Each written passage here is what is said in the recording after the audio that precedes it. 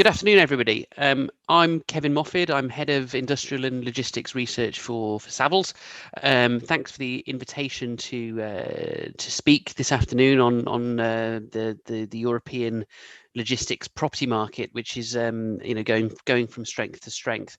I've got a short presentation for you today, and I've split this up into three segments. I'm going to look at some of the trends in the UK. And I'm then going to move into mainland Europe, and then I'm going to do some big picture navel gazing, really, about what future demand is likely to be, and hopefully that will set the scene for the rest of the discussion and debate. So I'm going to, as I said, I'll start in the UK, and you'll be sent a copy of these slides in PDF, I'm sure. If not, do feel free to contact me. But I'll start now in the UK, and really, what is there to say that hasn't already been said about the UK logistics market in 2020? I'll start here. 50.1 million square feet transacted, 80% above the long-term average, a new record for take-up. Moving on to supply, 5.7% vacancy. That's a vacancy position that's fallen by over 100 basis points in 2020. We were edging towards a 7% vacancy, and now that's come down dramatically and continues to trend down, by the way, in every market that we cover in the UK. Now, I'm just going to have a look at some of these stats here and just pick out some of the stats that haven't really got the airtime that they potentially deserve in some of the reporting. And if you can just look here, in 10 years, take-up's increased by 127%. Speculative take-up. Now, this is a really interesting stat in my opinion, because we had 10.8 million square feet transacted, and that's the highest amount of speculative warehouse space ever taken in 1 year. A couple of other real interesting stats. 12.6 million square feet was Amazon. That's almost 25% of the market. Now, if we look at this by deal count, Amazon was only 11%. So it's worth saying that almost 90% of the deals that happened in 2020 were not Amazon. So I think that's key. Another thing that you may have seen in press reports is that we had lots of short-term deals in the UK, and yes, we did have some 6.1 million square feet of deals less than 5 years in lease length. So it is having an impact, but not necessarily the impact that we would have it believe. Even if we removed Amazon, by the way, from this data set, it would still be a record year. One of the other things that's very interesting is the demand from logistics companies, 3PLs. These are the Eddie Stobarts, the Wincantons of our world. And what you can see here is in 2020, almost 10 million square feet of warehouse space taken by 3PLs, the highest again it's ever been. What's driving that? Brexit, online retail, natural expansion, delays at the ports, all of the stuff that we've been reading about recently. So really interesting couple of stats there. Another really interesting stat, and I think this is true across the continent, but where we have really transparent data, the UK is a really good case study, because what you can see here is that in 2020 we had more deals over 500,000 square feet than we've ever had, more than 2018 and 2019 combined, and I think that's a trend that's here to stay. I think we're going to see more of these mega deals moving forward. Now, you may be aware we do an annual logistics census in the UK. I'm excited to say we're going to roll this out across Europe with support from Richard and the team. So really, interesting stuff. But again, look here, in the UK, we've been doing this for 4 years now, and 90% of our survey respondents, these are major occupiers, major retailers, major logistics companies, they said they were going to need more warehouse space in the next 2 years. And again, something very interesting, we track every single requirement for warehouse space. And look at that peak in March, that was lockdown 1. But then look what's happened at the back end of 2020. I had to change the scale on my graph to accommodate, the surge in demand that's come from the bigger units in the back end of 2020. So all of those factors combined mean that for me, I can see 2021 and beyond with much more demand at that mega shed size band. And if we look into Europe now, we can see, pretty much all of the countries that we have data on, which you can see along the right there, have seen take-up rise, and across Europe, take-up's increased by 8% year on year to reach 30 million square meters. What's really interesting, though, is that not all of the markets have performed the same. The UK, very strong year. The Netherlands, very strong. Poland, very strong.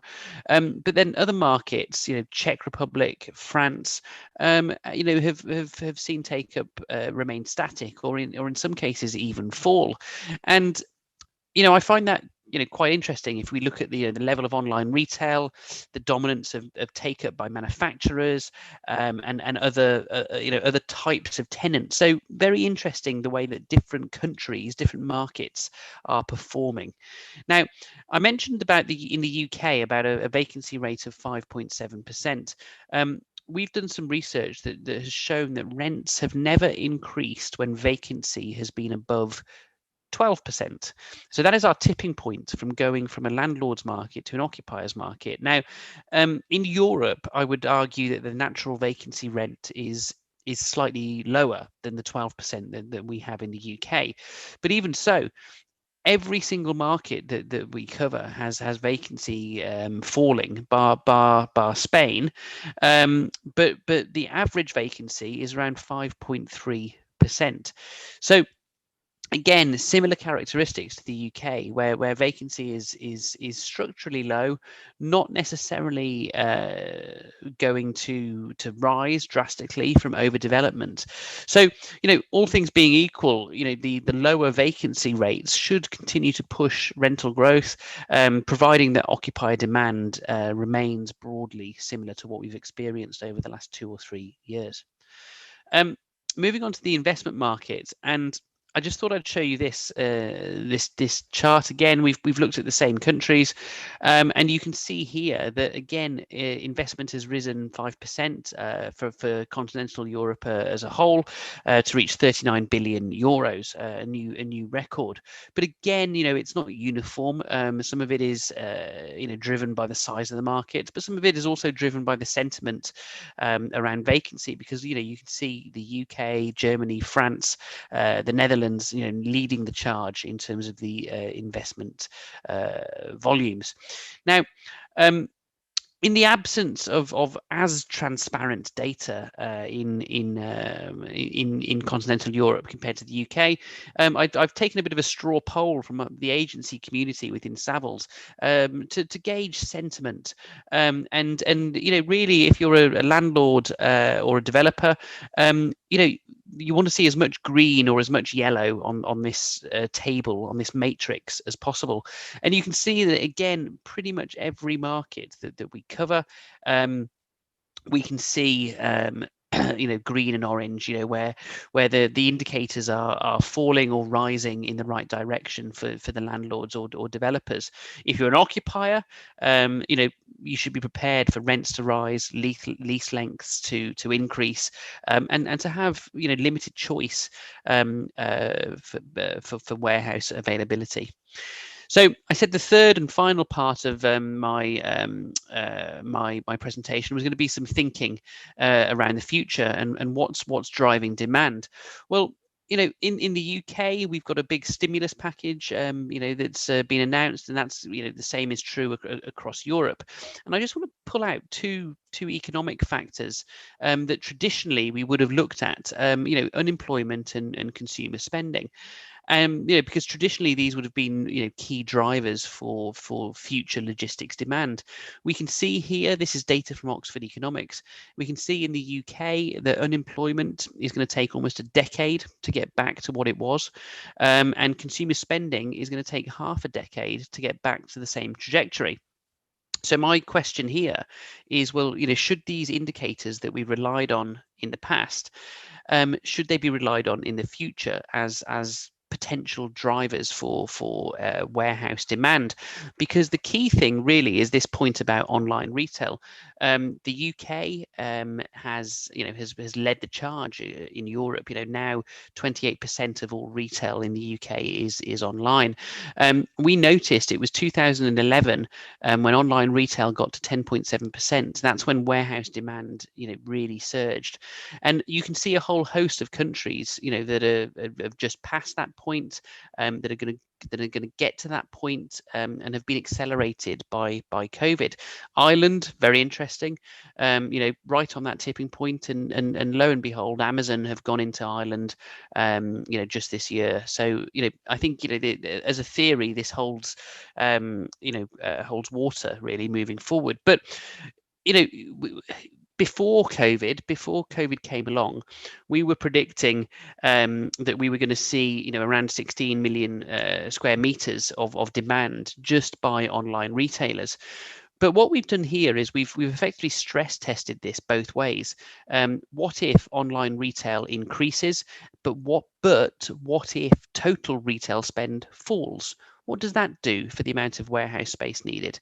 And so effectively, this table looks complicated. It's not really. It's just giving a set of assumptions that what happens if online retail increases by 1% and retail decreases by the same amount. And what you can see here is that in our best case modeling, actually the amount of warehouse space needed for online retailers alone dramatically rises to around 27 million square meters. Now, a lot has been said in the press as well about nearshoring, reshoring, bringing manufacturing processes closer to home. And I just want to bring out, one thing from our survey here. Around 25-30% of the respondents said they're looking to bring production back home and to increase the level of stock. Now, this is really interesting because supply chains are a trade-off. In my spare time, I get to read textbooks about logistics, and this is a chart that I thought was really interesting because over the last 30 or 40 years, supply chains have become very efficient. They've become very lean, just in time. All of these concepts, and the trade-off has been that we don't have as much inventory, but that meant our supply chains are quite vulnerable. So now there's a lot of push factors, Brexit, congestion at the ports, nearshoring, all of the politics that goes around with supply chain resilience. So I think actually we're heading to a future position where politically we want to have more resilient supply chains. And if that's the case, then that's going to increase the amount of inventory held, and that's going to increase the amount of warehousing needed, both in the UK, continental Europe, and the island of Ireland. We're already seeing this with more requirements. As I head towards the end, I just want to talk about manufacturing. We've done some work. You'll have seen Prologis and their work about every £1 billion worth of online retail equates to 770,000 square feet of additional warehouse space. We've done something similar here with manufacturing. And we've worked out that for every £1 billion of manufacturing investment, this creates a need for 175,000 square feet of warehouse space further up the supply chain. And the point here really is to say, well, okay, if we get more logistics manufacturing investment, what does that mean for the amount of warehouse space needed? And I'm conscious of time very quickly, so I'm going to just rattle through this. But again, we can see a surge in demand if manufacturing investment rises as a result of all of the politics that we see. A couple of last points. One thing really interesting, I'm sure it's be a topic of debate and discussion. Green and sustainability features have hovered, quite low down our survey over the last 4 years. But in 2020, almost 2/3 of the respondents said it was useful. Lastly, we've done some work on cold storage, we've done some work on port-centric logistics, and we've done some work on vaccines that you may have missed. If any of those are interesting, let me know. And my last slide. It's really interesting to talk about how interconnected all of the property sectors are. And we don't know the answers to a lot of questions. We don't know how people are going to behave. But here's one scenario. Let's assume we're going to have less people working in the city centre. That means we've got a weaker relationship between employment growth and office demand. That means less money is being spent in CBDs. That means more money is going to be spent closer to home. What does that do to neighbourhood retail? Does that therefore mean we need less urban logistics in those key markets, London, Paris, Barcelona, and therefore does that increase the need for big sheds across the continent? So that's me. Hopefully that's a useful scene setter, and I look forward to joining the debate.